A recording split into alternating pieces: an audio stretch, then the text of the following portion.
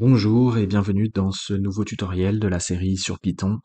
Aujourd'hui, on va créer ensemble un petit serveur web en utilisant uniquement Python. Alors pour ça, dans un premier temps, on va venir importer un module WSGI ref et on va venir chercher Simple Server qui, comme son nom l'indique, va nous permettre de créer un serveur simple. Ensuite, on va venir s'assurer qu'on exécute bien notre script directement. Pour ça, on peut utiliser cette condition que l'on avait déjà vue dans la vidéo sur les modules et les paquets. On vient regarder si la valeur de la variable magique name équivaut bien à main, et dans ce cas, ça veut dire qu'on exécute le script directement et non pas à partir d'un autre module.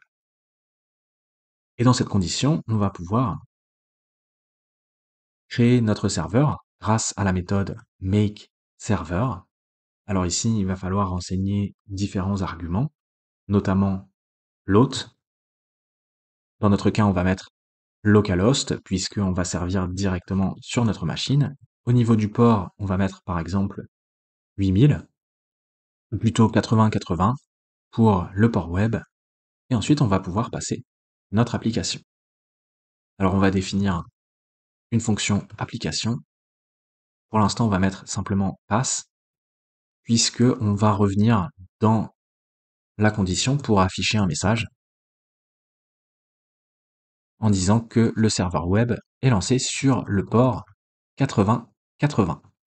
Et ensuite, on va prendre notre serveur que l'on va stocker dans une variable et on va utiliser la méthode serveForever.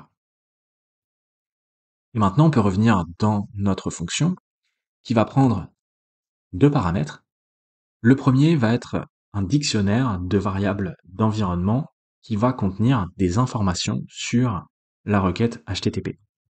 Et le deuxième, startResponse, va nous permettre de gérer quelques éléments de la réponse, notamment le statut et les headers. Alors on va venir créer notre réponse. Il va falloir utiliser des données binaires, donc on rajoute bien le B avant la chaîne de caractères, et on va passer ici du HTML. On utilise des balises H1 par exemple, on va mettre notre texte. Et c'est cette réponse que l'on va venir retourner dans une liste. Alors bien sûr, pour que tout fonctionne correctement, il faut rajouter le statut de la réponse et également les headers. Et pour ça, on a dit qu'on pouvait utiliser le deuxième paramètre. Donc on va venir passer ici le statut et les headers. Au niveau du statut, on va mettre 200 pour une réponse OK. Et au niveau des headers, on va avoir une liste et chaque header va être un tuple. Alors on pourrait commencer par rajouter un premier header avec le type de contenu. Et d'ailleurs, comme la plupart du temps on va servir du HTML, on pourrait créer une variable pour le type de contenu par défaut. Et ici on va créer notre header. Alors on a dit que les headers étaient à chaque fois des tuples. Au niveau du premier élément, on va avoir le nom du header. Et au niveau du deuxième élément, on va avoir la valeur. Et on a dit que bien souvent on allait servir du HTML. Et donc on peut rajouter ce premier header dans notre liste de headers. Et ensuite, un deuxième header qui va être obligatoire, c'est la longueur du contenu. Alors on va rajouter un deuxième tuple pour le deuxième header et on va aller chercher la longueur du contenu. Pour ça, on va récupérer la longueur de la réponse.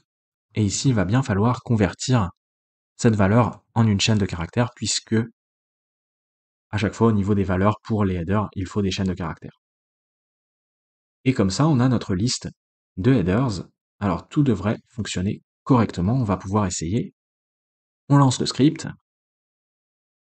On se rend dans le navigateur sur localhost au niveau du port 8080 et on tombe bien sur notre message Hello World. Donc on a bien réussi à servir notre HTML. Alors le problème par contre, c'est que peu importe la route que l'on va visiter, à chaque fois on va toujours tomber sur la même réponse. Par exemple, si on va sur /login, on tombe toujours sur la même réponse. Pareil, si on va sur /logout, on tombe toujours sur la même réponse. Et c'est là qu'intervient notre premier paramètre avec les variables d'environnement pour les informations sur la requête HTTP. Par exemple, on peut récupérer, grâce à cette variable path_info, la route qui est visitée. Et ici, on pourrait rajouter une condition. On va venir regarder, par exemple, si la route équivaut à /, ou bien par exemple si la route équivaut à /homepage. Et dans ces deux cas, au niveau de la réponse, on va mettre un H1 avec, entre les deux balises, home. On sauvegarde, on arrête notre serveur et on relance le script. Et cette fois-ci, si on retourne dans le navigateur, si on va sur /, on tombe bien sur notre HTML avec home. Pareil, si on va sur /homepage, on tombe toujours sur la même réponse. Par contre, si on va sur /login, cette fois-ci, on n'a plus de réponse. Et donc, comme ça, on va pouvoir gérer les différentes routes. Alors, pour aller un peu plus loin, on va maintenant essayer de construire un système de connexion. On retourne dans VS Code, et dans un premier temps, ce que je vais faire, c'est rajouter un fichier HTML qui va nous servir pour la connexion. Donc on a une page HTML très simple avec simplement un formulaire qui contient deux inputs, un pour le nom d'utilisateur et un deuxième pour le mot de passe. Et on va venir servir cette page avec notre serveur. Alors on retourne dans le fichier Python. On va déjà rajouter quelques commentaires pour rester organisé. Ici, il s'agit de la home page et on pourrait mettre un commentaire ici pour indiquer qu'il s'agit de la réponse par défaut.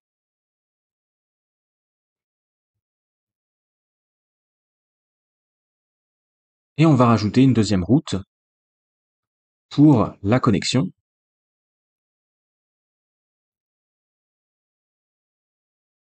On vient avec une autre condition et on va aller regarder si le chemin équivaut à /login. Et dans ce cas, on va venir servir notre fichier HTML. Alors on va ouvrir le fichier avec le contexte manager et on va ouvrir le fichier en mode lecture. On donne un alias pour notre fichier. On lit le contenu du fichier. À ce stade, on va récupérer une chaîne de caractères et on va venir encoder cette chaîne de caractères pour récupérer les données binaires. Et comme ça, on va pouvoir réassigner la valeur de notre réponse. On a le contenu de la réponse. On peut renseigner également le statut. On va mettre 200 OK. On a toujours nos headers. Et on va pouvoir maintenant relancer le serveur. Et si on retourne dans le navigateur, on est toujours sur localhost, port 8080, et on est sur /login. Et on a bien notre page HTML qui est servie avec le formulaire. Alors pour pouvoir se connecter, il va falloir poster des données avec notre formulaire. Et si on revient dans notre fichier HTML, on a bien une méthode post au niveau du formulaire qui pointe vers login. Donc au niveau de notre route login, on va pouvoir utiliser la méthode post. Alors pour récupérer des informations sur la méthode, on a également une autre clé du dictionnaire de variables d'environnement, c'est la clé request method. Et comme ça, on va récupérer la méthode. Au niveau de notre route login, on va donc regarder si la méthode vaut post. Et si c'est le cas, on va récupérer nos inputs. Alors pour ça, on peut utiliser une autre clé du dictionnaire de variables d'environnement, WSGI input, et on devrait récupérer comme ça un objet.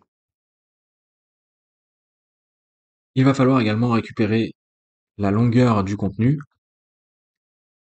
Alors on peut utiliser une autre clé, content length, et on va venir convertir cette valeur en un nombre. On va la stocker dans une variable. Et grâce à ces deux variables, on va pouvoir récupérer le corps de la requête. On prend notre objet, on va utiliser la méthode read et on va passer la longueur que l'on souhaite lire. Et ensuite, on va utiliser la méthode decode pour décoder les données binaires. Et comme ça, on va récupérer une chaîne de caractères avec le corps de la requête. Alors ensuite, pour interpréter cette chaîne de caractères, on peut utiliser un autre module qui va nous permettre de récupérer un dictionnaire avec nos inputs et les valeurs qui correspondent. On va venir importer urllib parse et on devrait avoir accès à une méthode parse query string. Et ici, on peut passer le body. Alors, on va rajouter également un autre paramètre que l'on va fixer à true. Et comme ça va nous récupérer également les informations, même si les inputs sont vides. Et donc, on devrait avoir un dictionnaire avec nos deux inputs. À partir du dictionnaire, on va pouvoir récupérer le nom d'utilisateur. On va prévoir également un fallback avec une liste vide si jamais la clé n'existe pas. Et dans les deux cas, on va récupérer systématiquement une liste et on va aller chercher le premier élément de cette liste qui devrait être la valeur de l'input username. On va faire la même chose pour le mot de passe.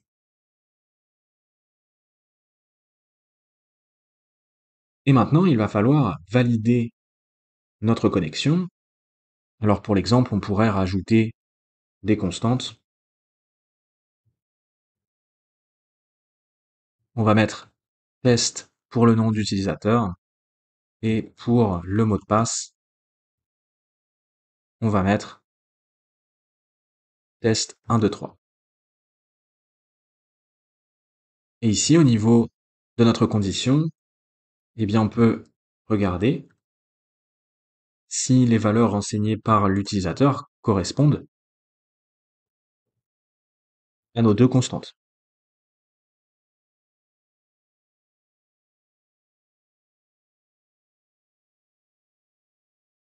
Si c'est le cas,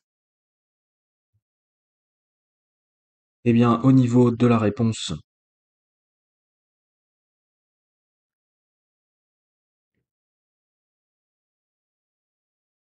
on va avoir un H1 et on va mettre connecté. Et pour le statut, à nouveau, on va mettre 200 OK.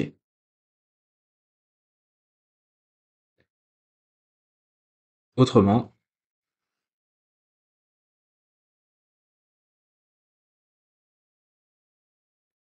on va mettre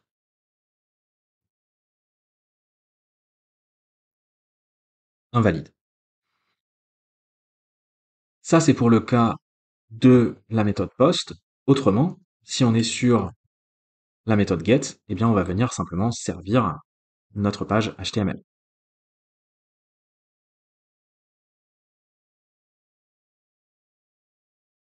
On arrête le serveur, on relance le script et on va retourner dans le navigateur. On rafraîchit la page. Ici, on pourrait faire un premier test. On va mettre un mauvais nom d'utilisateur, par exemple. et on devrait tomber sur invalide. Et c'est bien ce qui se passe. Par contre, si on renseigne test et au niveau du mot de passe, on va mettre test 1, 2, 3, ce qui correspond à nos deux constantes, et bien dans ce cas, on a bien connected. Donc on arrive bien à se connecter grâce à notre système. Pour aller encore un peu plus loin, on va rajouter une nouvelle route qui va être cette fois-ci protégée, c'est-à-dire que notre utilisateur va pouvoir accéder à cette route uniquement lorsqu'il est connecté. Et pour ça, on va utiliser les cookies. Alors, lorsque notre utilisateur renseigne des informations valides au niveau du formulaire, eh bien, on va rajouter un cookie. Pour ça, on va utiliser un autre module et on va venir importer le constructeur Simple Cookie. Lorsque les informations sont valides, on va instancier le constructeur et on va créer comme ça un cookie. On va rajouter une clé que l'on pourrait appeler par exemple logged-in et au niveau de la valeur, on va mettre true. On va rajouter également le chemin et on va mettre slash. Ensuite, il va falloir modifier les headers. Alors, on va redéfinir notre liste de headers et on va rajouter un header pour définir le cookie. On prend notre cookie et on a la méthode output. Et ici, on peut renseigner deux paramètres, le header et le séparateur. Et au niveau des valeurs, on va mettre des chaînes de caractères vides. Ensuite, on n'oublie pas de rajouter notre header avec le type de contenu par défaut. Donc on va venir rajouter à notre liste le type de contenu par défaut que l'on avait défini plus haut et qui correspond toujours à du HTML. Et ensuite, comme on a modifié les headers, eh bien, il va falloir redéfinir le paramètre start response. Au niveau du statut, on va mettre toujours 200 OK et on va passer notre nouvelle liste de headers. Et ensuite, on va pouvoir retourner cette nouvelle réponse comme ceci. On sauvegarde, on arrête le serveur et on relance le script. Et cette fois-ci, lorsque on se rend sur notre page login, on va rentrer les informations correctes. Et maintenant, on devrait avoir un cookie. Alors, on va inspecter la page, on va se rendre dans Applications, dans Cookies, et on a bien notre cookie avec la clé logged-in dont la valeur est fixée à true. Et on va pouvoir maintenant exploiter cette clé logged-in de notre cookie pour la route protégée. Alors, on va définir d'abord notre route protégée. On va aller regarder si le chemin équivaut à /protected.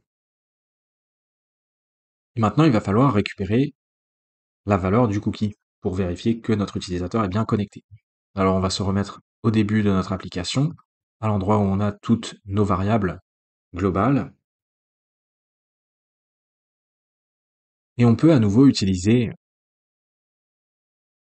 le dictionnaire de variables d'environnement pour récupérer les cookies dans la requête. Cette fois-ci, on va utiliser la méthode get pour récupérer la valeur de la clé HTTP cookie. Alors pourquoi on utilise la méthode get ici? Parce que on va également fournir une valeur par défaut avec une chaîne de caractères vide. Et comme ça, on aura toujours une valeur pour les cookies. À nouveau, on peut utiliser notre constructeur et on va passer les informations de la requête. Et comme ça, on va récupérer notre cookie. Et ensuite, il suffit de s'assurer qu'on a bien une valeur pour la clé logged in.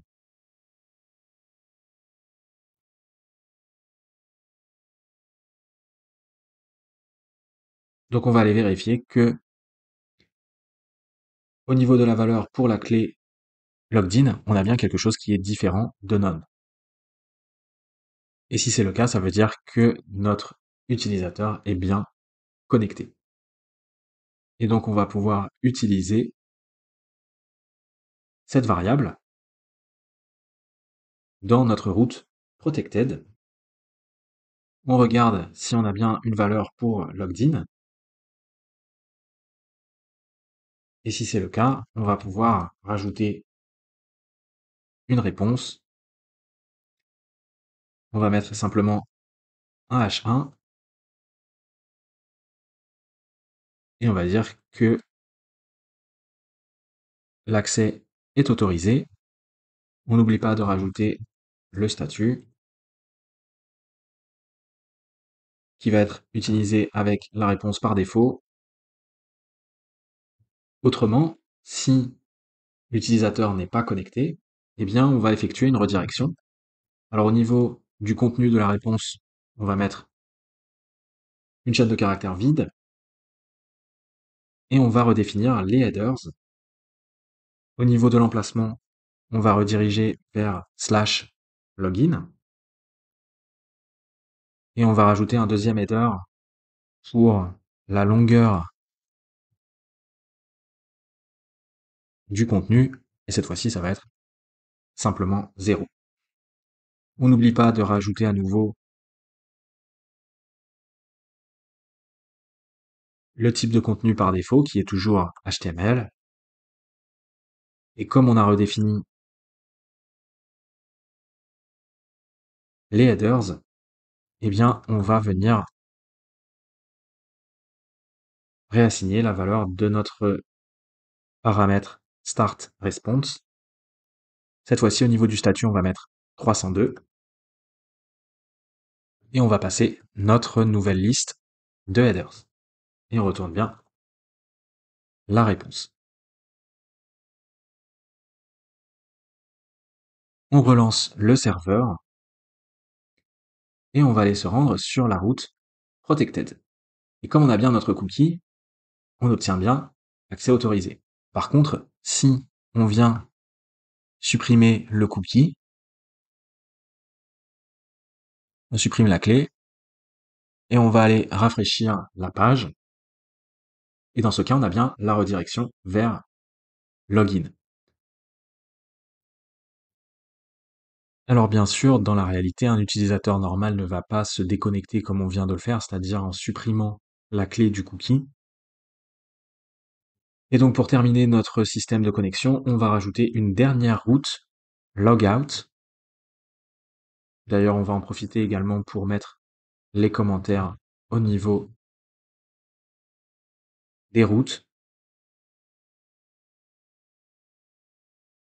Et cette fois-ci, on va aller regarder le chemin, on va s'assurer qu'il s'agit bien de la route logout. Au niveau du contenu de la réponse, on va mettre à nouveau un H1 pour dire à l'utilisateur qu'il est déconnecté. Et au niveau du cookie, on va venir modifier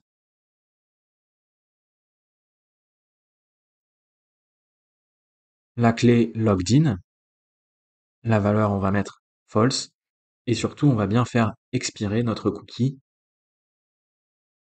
On va aller chercher la clé expires. Et au niveau de la valeur, on va mettre par exemple l'époque, c'est-à-dire le 1er janvier 1970 à 0h au niveau du méridien de Greenwich.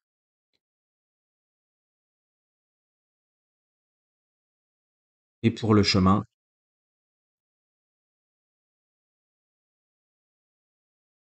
ça va être encore une fois juste slash.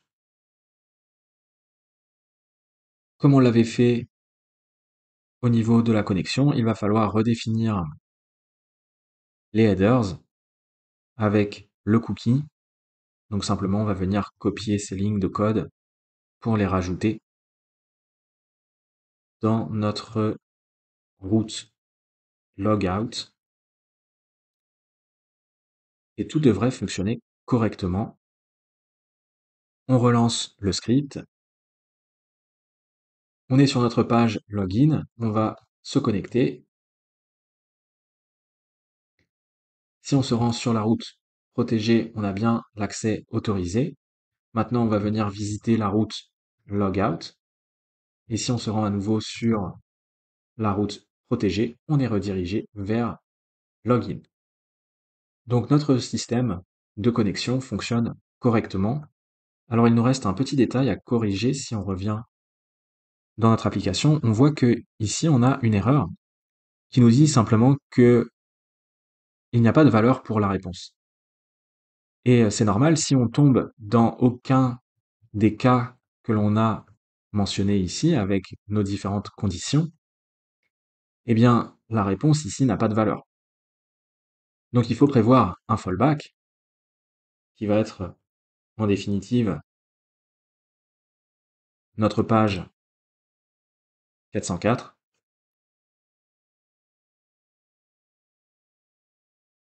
Au niveau de la réponse, on va mettre simplement un H1.